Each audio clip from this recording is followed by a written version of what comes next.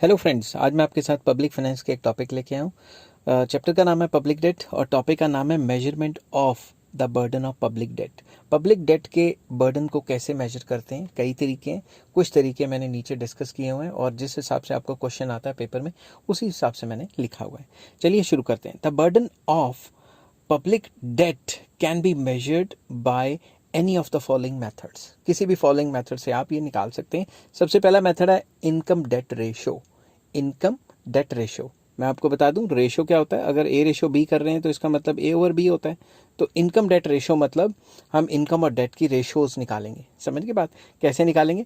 The burden, माफ कीजिएगा ये पेन चेंज करता हूँ। The burden of public debt can be measured as a ratio of size of public debt and national income at current price. तो इसका formula क्या है? साइज ऑफ पब्लिक डेट, कि हमने कितना कर्जा लिया, डिवाइडेड बाय नेशनल इनकम। अगर नेशनल इनकम के बराबर कर्जा ले लिया है तो फिर हमारा तो काम तमाम ही है ना। तो जितना ये छोटा नंबर आएगा उतना ही हमारे लिए सही है, और जितना ये बड़ा नंबर आएगा इसको सॉल्व करके उतना ही हमारे लिए या कंट्री के लिए खराब है। If change in public debt is greater than change in national income.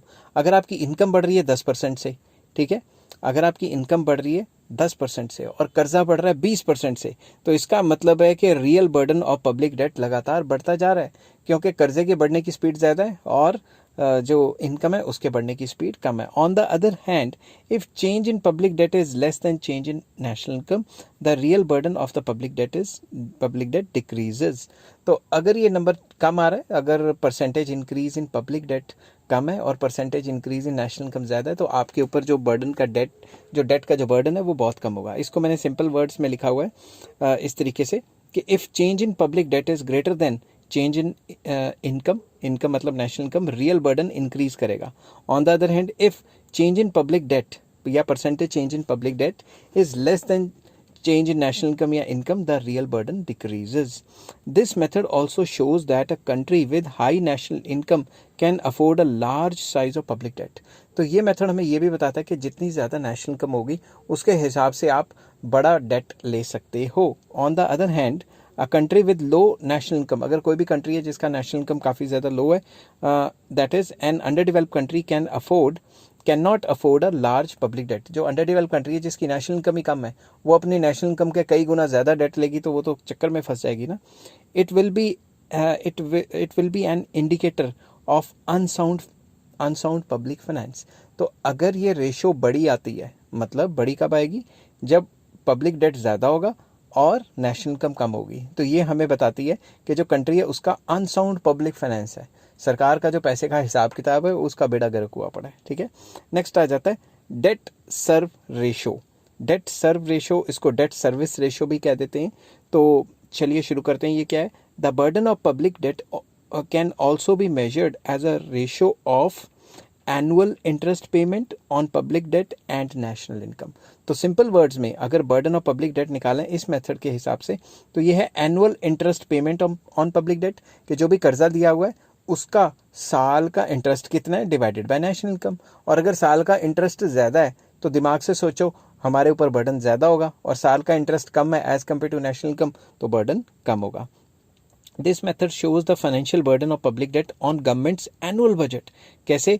It also indicates that a developed economy with a high rate of growth of national income can afford large amount of public debt. अगर growing economy है, national income काफ़ी तेज़ी से बढ़ रही है, तो वो ज़्यादा डेट भी ले सकती है, मतलब ज़्यादा इंटरेस्ट पेमेंट भी देने को तैयार हो जाएगी।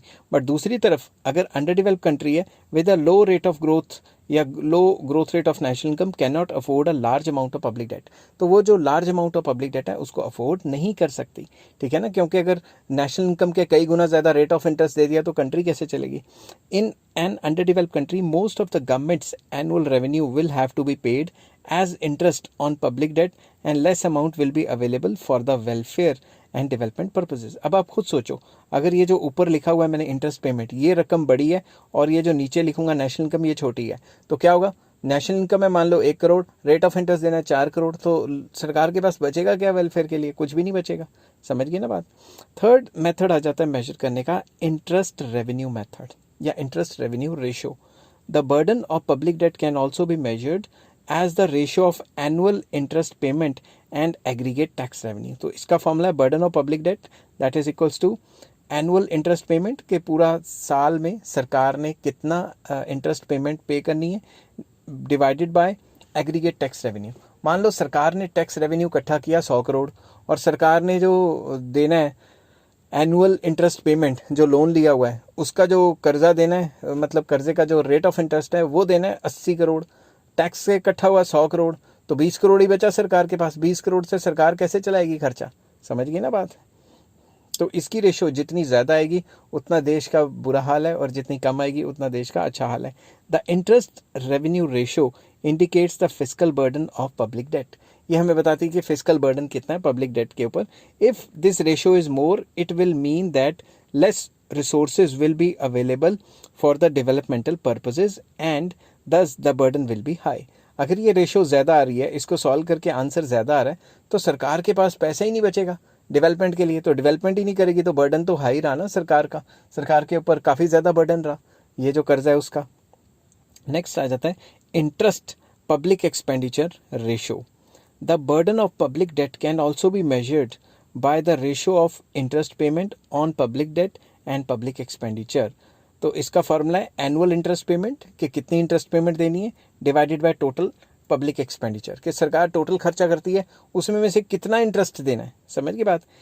This method measures the proportion of public expenditure required to meet the annual rate of interest. मान लो सरकार का जो टोटल खर्चा है, मैं एग्जांपल दे रहा हूँ, टोटल खर्चा जो है वो है 100 करोड़, उसमें में से अगर सरकार 80 करोड़ तो ये इंटरेस्ट पेमेंट में ही चले जाता है, तो सरकार के पास तो 20 करोड़ बचा ना खर्चे के लिए। तो जितना कम खर्चे के लिए बचेगा, अब आप खुद सोचो, उतनी डेवलपमेंट कम हो जाएगी, जितनी डेवलपमेंट कम होगी उतना ही बर्डन बढ़ जाएगा, समझ की बात। नेक्स्ट आ जाता है 5th point, interest export earning ratio. Interest export earning ratio, under this method the burden of external public debt या external debt is measured by dividing annual interest payment with export earnings. तो इसका formula burden of external public debt is annual interest payment, कि भाई हमने साल में कितना interest payment पे करनी है और एक्सपोर्ट से अर्निंग कितनी है। अगर एक्सपोर्ट से अर्निंग ज़्यादा है और रेट ऑफ इंटरेस्ट कम देना है तो बहुत अच्छी बात है, मगर अगर एनुअल इंटरेस्ट पेमेंट्स ज़्यादा बढ़ रही हैं और एक्सपोर्ट अर्निंग्स बढ़ने की बजाय कम हो रही हैं, तो समझ लो देश का बुरा हाल चल रहा है।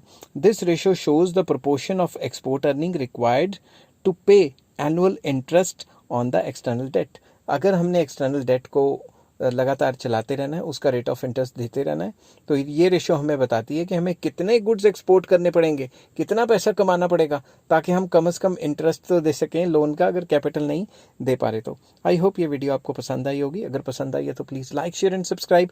इस चैप्टर के सारे लिंक आपको डिस्क्रिप्शन में मिल जाएंगे और नेक्स्ट टॉपिक मैं लेके आऊँगा इफेक्ट्स ऑफ पब्लिक डेट।